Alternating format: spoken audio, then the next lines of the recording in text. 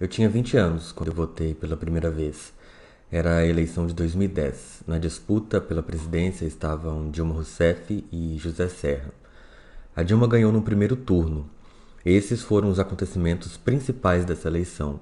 O fato de eu ter usado uma urna eletrônica como todo mundo era só mais uma novidade para mim. Ela já estava em operação desde 1996, mas depois de mais de 2 décadas de operação, a urna eletrônica virou centro de um debate. E não foi por nenhum problema de operação, por nenhuma falha, por nada disso. O sistema eleitoral brasileiro começou a ser questionado, a maioria das vezes sem fundamento, quase todas as vezes com mentiras. Por isso eu decidi fazer esse podcast, para falar um pouco sobre o funcionamento desse sistema. E o primeiro tema escolhido, a urna eletrônica. Eu sou Clóvis Ribeiro, sou jornalista e esse é o Desvendando.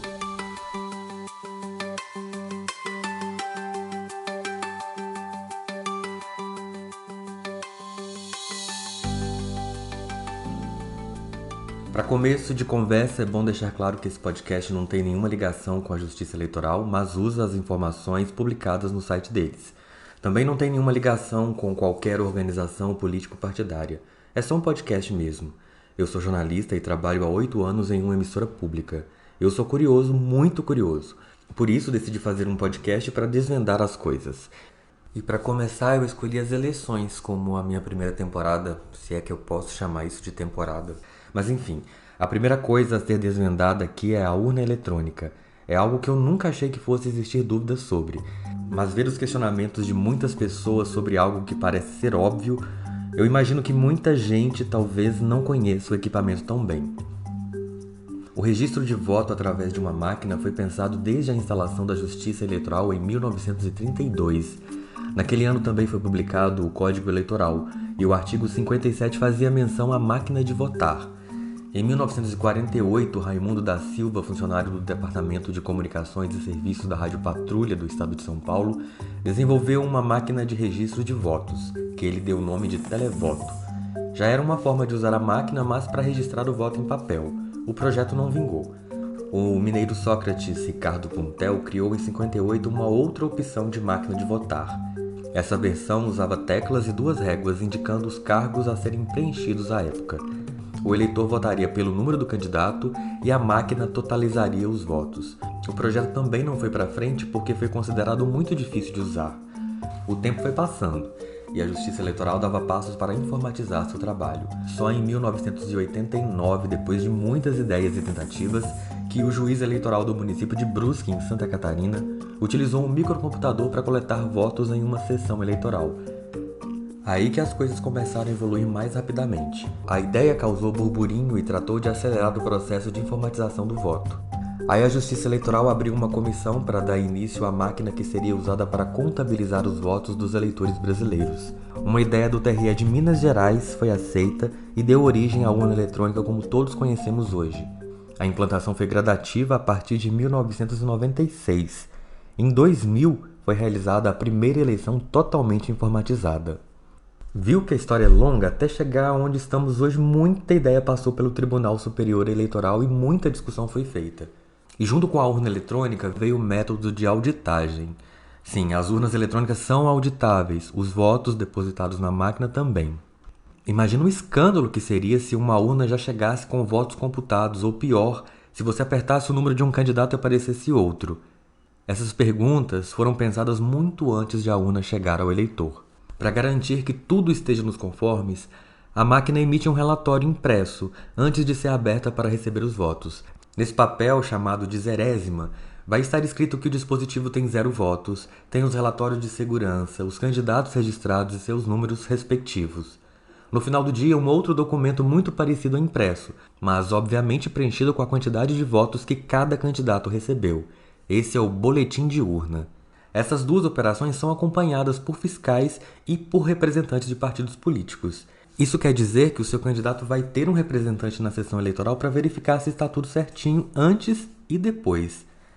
Lembrando que para votar você passa pelo mesário que só libera a urna eletrônica depois de digitar o seu número de título de eleitor.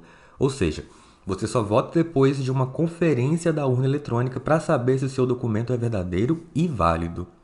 Recentemente, a Justiça começou a implantar a biometria, que ainda não pegou muito, mas vai dar ainda mais segurança para a urna. Agora, um equipamento desses, eletrônico, ligado o dia inteiro com a tecnologia tão avançada e com os golpes tão sofisticados? Pois é, a gente pensa nisso, mas a Justiça Eleitoral também pensou. Por isso, a urna eletrônica não é conectada à internet. E como que é feito? Eles instalam um programa que vai ser usado na eleição com as informações necessárias.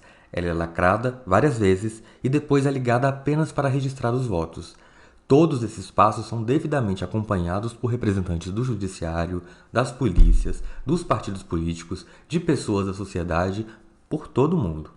Inclusive, mesmo depois de passar por todo esse rigor na conferência de segurança, de lacre, desse monte de coisas, algumas urnas prontas para o transporte ainda são sorteadas aleatoriamente para mais uma conferência para ver se está tudo certo mesmo. E as Forças Armadas ajudam no transporte da urna. Tá, mas se não tem internet ligada, como é que a apuração é tão rápida?